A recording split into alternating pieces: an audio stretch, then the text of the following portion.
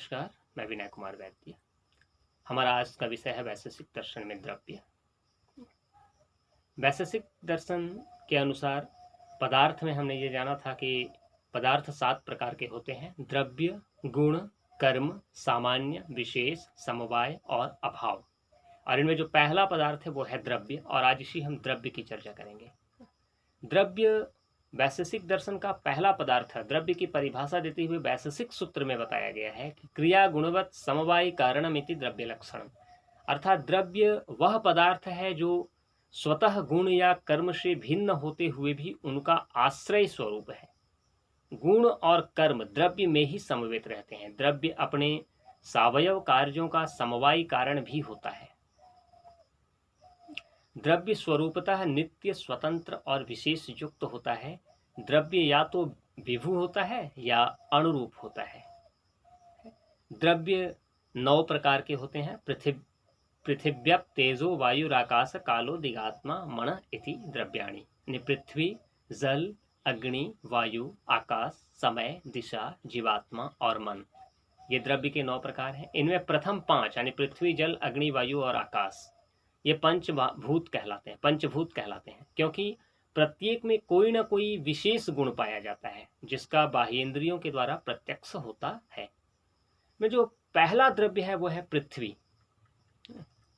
पृथ्वी को बताते हुए बताया गया है कि गंध समवाय कारणत्वम पृथ्वीत्वम, अर्थात गंध के समवाय कारण को पृथ्वी कहते हैं। पृथ्वी शाश्वत और अशाश्वत है। पृथ्वी के परमाणु शाश्वत हैं, जबकि उससे बने पदार्थ अशाश्वत हैं। पृथ्वी का विशेष गुण गंध है। पृथ्वी में रूप, रस और स्पर्श रूपी धर्म भी है। न्याय सूत्र में बताया गया रूप रस गंध स्पर्शवती पृथ्वी, यानी जिसमें रूप, रस, गंध और स्पर्श है वो पृथ्वी है।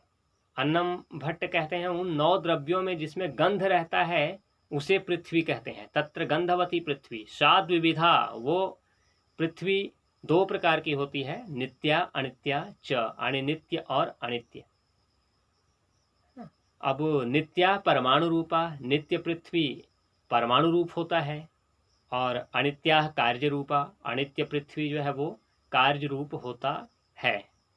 तो पुनः त्रिविधा, वो जो अनित्य पृथ्वी है वो 3 प्रकार का होता है। कैसे? तो शरीरेंद्रिय विषय भेदात, शरीर, इंद्रिय और विषय के भेद से। तो शरीर, इंद्रिय और विषय के भेद से अनित्य पृथ्वी फिर 3 प्रकार की होती है। शरीरम अस्मदादिनाम इंद्रियम गंधग्राहकम घ्राणम नासाग्रवर्ती, अर्थात हम लोगों का शरीर पृथ्वी का शरीर है, और पृथ्वी का जो गुण है वो गंध, उसको ग्रहण करने वाली हमारी इंद्रिय घ्राण है, और ये घ्राण इंद्रिय नासिका के यानी नाक के अग्रभाग में रहता है, नासाग्रवर्ती।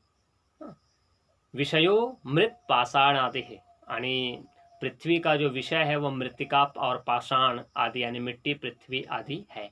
और दूसरा जो द्रव्य है वो है अग्नि।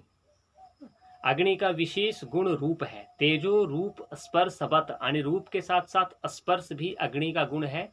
तो वो जिसमें रूप और स्पर्श रहता है वही अग्नि है। अग्नि के जो परमाणु हैं वो नित्य हैं, जबकि उससे बनी हुई वस्तुएं अनित्य हैं। अन्नम भट्ट बताते हैं कि उष्ण स्पर्शवत तेज, यानी जिस द्रव्य में उष्ण स्पर्श रहता है उसे तेज कहते हैं, और उसके 2 भेद हैं: तत्व द्विविधम, नित्यम अनित्यम च, नित्य और अनित्य, ये 2 भेद हैं। नित्य तेज परमाणु रूप है और अनित्य तेज कार्य रूप है। नित्यम परमाणु रूपम, अनित्यम कार्य रूपम, पुनः त्रिविध। फिर जो अनित्य तेज है वो 3 प्रकार के हैं: शरीर इंद्रिय विषय भेदात, अर्थात शरीर, इंद्रिय और विषय के भेद से वो अनित्य तेज यानी अनित्य अग्नि 3 प्रकार के हैं। ते शरीरम आदित्यम लोके प्रसिद्धम, यानी इसका जो शरीर है, तेज का जो शरीर है, अग्नि का जो शरीर है वो सूर्य लोक में प्रसिद्ध है। और इसका जो गुण है वो तप है। तो तप को ग्रहण करने वाला इंद्रिय नेत्र है, जिसको नेत्र उसका नाम है। इंद्रियम रूप ग्राहकम चक्षु कृष्ण ताराग्रवर्ती, और वो जो इंद्रिय है नेत्र, वो आँख के मध्य में जो काला तारा है, जो पुतली है, उसके अग्रभाग में वो नेत्र इंद्रिय रहता है। विषयश्चतुर्विधः आणि तेज इंद्रिय के विषय 4 प्रकार के हैं। भौमादित्यो दर्या कारज भेदात, अर्थात इसके गुण 4 प्रकार के विषय हैं तेज के। भौम, दिव्य, उदर्य और अकारज, ये 4 प्रकार का है। तो इसमें भौमम वहन्यादिकम अविंधनम दिव्यम वद्युदादि भुक्तस्य परिणाम हेतु रुदर्यम आकरजम सुवर्णादि, अर्थात अग्नि आदि जो भूमि में रहने वाला तेज है उसको भौम कहते हैं। फिर अप यानी जल के रूप में जो तेज रहता है, यानी ईंधन के रूप में जो तेज रहता है उसको दिव्य कहते हैं। ये बिजली आदि है, इसको दिव्य तेज कहते हैं। और भोजन के रूप में पदार्थ जो उसके में जो तेज है, यानी खाए गए पदार्थ का परिणाम का कारण जो तेज है उसको उदर्य कहते हैं।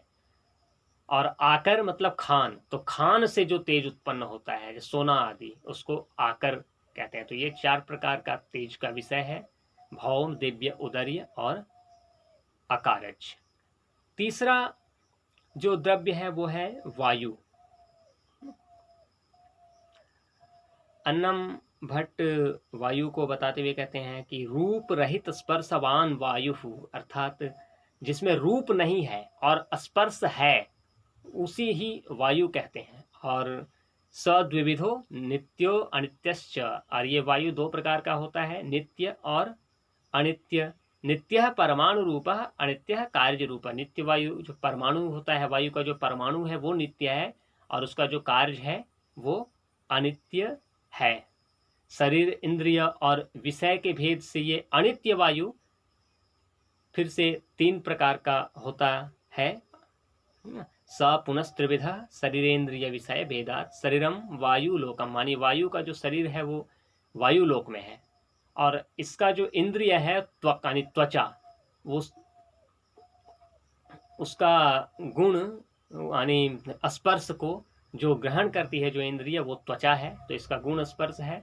और वे त्वचा समस्त शरीर में रहता है, त्वक सर्व शरीर स्पर्ति। फिर विषयो वृक्षादि कंपन हेतु, इसका विषय वायु का जो है वो वृक्ष आदि से आदि है, इसका विषय कंपन, ये वृक्ष आदि से कंपन का हेतु है। वायु का विषय वृक्ष आदि से कंपन का हेतु है। ये जो कंपन जो वृक्ष वगैरह में होता है वो वायु के कारण है। फिर शरीर के भीतर जो वायु चलता है उसी को प्राण कहते हैं। शरीर के भीतर ना शरीरांत संचारी वायु प्राण स चैकोपि उपाधि भेदात प्राणापानादि संज्ञा लभेत, अर्थात ये जो प्राण है वो एक ही है लेकिन उपाधि के भेद से उसको 5 प्रकार का, उसको 5 नाम दिया गया। प्राण, अपान, उदान, समान और व्यान, यानी संपूर्ण शरीर में जो वायु का संचरण होता है वो एक है लेकिन उपाधि भेद से उसको 5 बताया गया है, प्राण, अपान, समान, उदान और व्यान। तो ये इसके बारे में ये बताया गया कि हृदय प्राणो गुदापान समानो नाभिमंडल उदानम कंठ दशस्तो व्यान सर्व शरीरगः, अर्थात प्राण हृदय में रहता है, अपान गुद्दा में रहता है, समान नाभि मंडल में रहता है, उदान कंठ देश में रहता है और व्यान समस्त शरीर में रहता है। और वायु का विशेष गुण स्पर्श है, स्पर्शवान वायु, वायु का विशेष गुण स्पर्श है। तो ये 3 हुआ, पृथ्वी, अग्नि, वायु। चौथा जो द्रव्य है वो है जल। तो शीत स्पर्श का समवायी कारण जो है, यानी जिसके कारण शीतलता मिलती है, उसे जल कहते हैं। शीत स्पर्श समवायी कारणत्वम जलत्वम, बताया कि रूप रस स्पर्श वत्य अपो द्रवा स्निग्धा, जल का विशेष गुण रस है और रस के अतिरिक्त रूप और स्पर्श भी जल का गुण है, जल में रहता है। जल पतला है और चिकना है। शीत स्पर्श वत्यापः सात विविधा नित्या अनित्याश्च, नित्याः परमाणु रूपाः अनित्याः कार्य रूपाः। पुनस्त्रिविधा शरीरेन्द्रिय विषय भेदात् शरीरम वरुण लोके इंद्रियम रसग्राहकम रसना जिह्वाग्रवर्ती विषय सरित समुद्रादि, अर्थात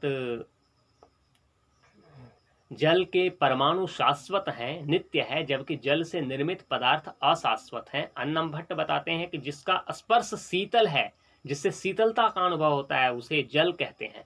और ये जल दो प्रकार का होता है, नित्य और अनित्य। जल का जो परमाणु है वो नित्य है, और जल से जो पदार्थ बना है, जो कार्य रूप में परिणत है, वो अनित्य है। शरीर, इंद्रिय और विषय के भेद से ये अनित्य जल तीन प्रकार के होते हैं। जल का शरीर वरुण लोक में रहता है, और जल का जो गुण है वो रस है ना। तो रस को ग्रहण करने वाली जो इंद्रिय है उसका नाम रसन है।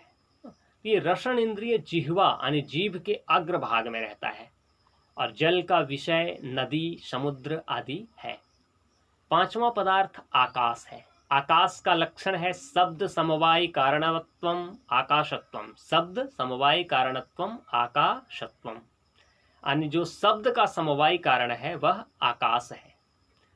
यानी शब्द गुण वाले द्रव्य का नाम आकाश है, यानी वह द्रव्य जिसका गुण शब्द है उसको आकाश कहते हैं। शब्द गुणकम आकाशम। और वैशेषिक सूत्र में इसी को बताते हुए कहा गया है परिशेषा लिंगम आकाशस्य, अर्थात जो शब्द का समवाय कारण है वह आकाश है। और कहते जो अब एकमात्र शब्द बचता है, हमने चार गुणों की चर्चा हमने देख ली, चार के बाद पांचवा बचा शब्द। तो जो एकमात्र शब्द बचता है, ऐसा वैशेषिक सूत्र में कहा गया कि अब एकमात्र शब्द बचता है जो शेष है, अतः ये शब्द ही आकाश का गुण है। आकाश का गुण शब्द है, आकाश ही शब्द का आधार है। ऊपर जो चार गुण बताए गए, ये रूप, रस, गंध और स्पर्श, हमने चार गुणों की चर्चा ऊपर कर ली। आकाश को छोड़ दें तो बाकी में पृथ्वी, जल, अग्नि और वायु में रूप, रस, गंध और स्पर्श। गंध पृथ्वी का गुण है, तो रूप, रस, गंध और स्पर्श ऊपर के चार जो द्रव्य हैं उनका गुण ये चार है क्रम से। और ये चारों यानी रूप, रस, गंध और स्पर्श ये आकाश में नहीं है। ते आकाशे न विद्यन्ते का आकाश परमाणु से रहित है। आकाश का प्रत्यक्षीकरण नहीं होता है, बल्कि इसके गुणों को यानी आकाश के गुण को देखकर इसका अनुमान किया जाता है। और ये सर्वव्यापी है, नित्य है, एक है और विभू है। ते आकाशे न विद्यन्ते गगनादित्रिकम एकम नित्यम विभू च। कुछ इसी को बताते हुए अन्नम भट्ट ने तर्क संग्रह में बताया तच्चैकम विभु नित्यम च। तो थोड़ा शब्द का हेर फेर हुआ है, मगर भाव एक ही है ना, कि आकाश नित्य है, सर्वव्यापी है, एक है, विभु है। विभु का लक्षण है जो संपूर्ण मूर्त द्रव्यों का संयोगी हो, यानी जो संपूर्ण मूर्त द्रव्यों का संयोगी है, यानी जो संपूर्ण मूर्त द्रव्यों में रहता है उसी को विभु कहते हैं। सर्वमूर्त द्रव्य संयोगित्वम विभुत्वम, यानी आकाश, काल, दिक् और आत्मा ये चार विभु हैं, ये चार विभु माने गए हैं। मूर्त का लक्षण है जिसमें क्रिया रहती है, जिसमें क्रिया रहती है उसे मूर्त कहते हैं। क्रियावत्वम मूर्तत्वम। तो मूर्त द्रव्य कौन कौन है? तो पृथ्वी, अप यानी जल, तेज, वायु और मन, ये पांच मूर्त द्रव्य माने गए हैं। आकाश निरवयव है, निरवयव यानी उसका अवयव नहीं है, और निरवयव होने के कारण आकाश उत्पादन और विनाश से परे है, इसका प्रारंभ नहीं होता है, इसका अंत नहीं होता। एक होने के कारण ये सामान्य से रहित है, इसका सामान्य नहीं होता है। ये पांचों जो द्रव्य हैं ऊपर के, पृथ्वी, जल, अग्नि, वायु और आकाश, ये पांच द्रव्य को पंचभूत कहा जाता है, क्योंकि इन सभी में कोई ना कोई विशेष गुण पाया जाता है। जैसे पृथ्वी का गुण गंध है तो आकाश का गुण शब्द है, अग्नि का गुण रूप है तो जल का गुण स्वाद है, रस है। तो इनका विशेष गुण पाया जाता है और इसका प्रत्यक्षीकरण बाह्य इंद्रियों के द्वारा होता है, इसलिए इनको पंचभूत कहा जाता है। उसके बाद छठा द्रव्य दिक्, यानी जिससे हम दिशा का व्यवहार करते हैं। प्राची मतलब पूर्व दिशा, पश्चिम दिशा, उत्तर दिशा आदि का व्यवहार का जो कारण है उसको दिक् कहते हैं। ये दिक् एक है, नित्य है और विभू है। प्राच्यादि व्यवहार हेतुर दिक् सा चैका नित्या विभ्वी च। दिक् संसार की वस्तुओं को आश्रय प्रदान करता है। सारे संसार में जो भी वस्तुएं हैं वो दिक् में ही हैं, दिशा में ही हैं, उनको आश्रय प्रदान करता है। दिक् अदृश्य है, वो दिखता नहीं है, इसका ज्ञान अनुमान के द्वारा होता है। दिक् सर्वव्यापक नित्य और विशेष गुण से हीन है। दिक् आकाश से भिन्न है, आकाश भौतिक द्रव्य है जबकि दिक् भौतिक द्रव्य नहीं है। सातवां द्रव्य है काल।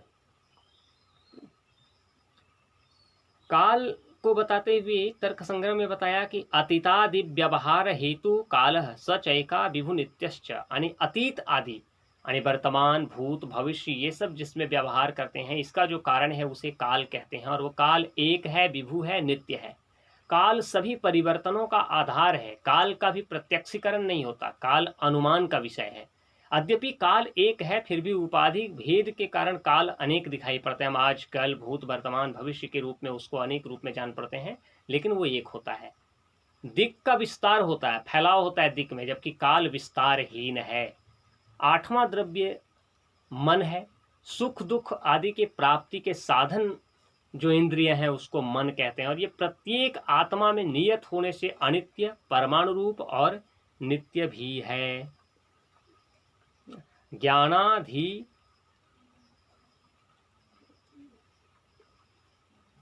ज्ञानाधिकरणम